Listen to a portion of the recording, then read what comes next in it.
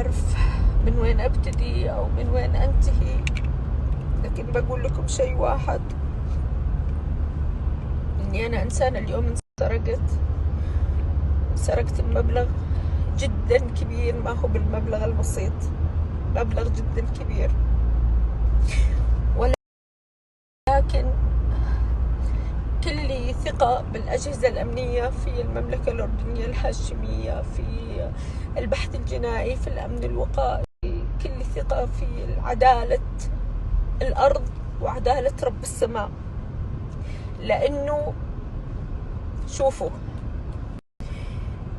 حق العبد من العبد الله ياخذه في الدنيا، الله ما يرفعه للسماء، يرفع للسماء نعم، بس يرفع للسماء عقب ما يكون الإنسان الشفى غليله في الأرض ولو بعد حين.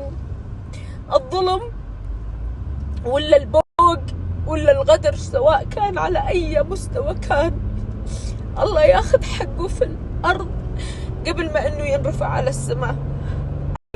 ما في مشكلة، مثل ما بدينا قبل وجمعنا قرشنا قبل بالحلال، بإذن واحد أحد نرجع نجمعه مرة ثانية ولله. أنا عارفة، ولكن كل شيء في وقته حلو، حسبي الله ونعم الوكيل.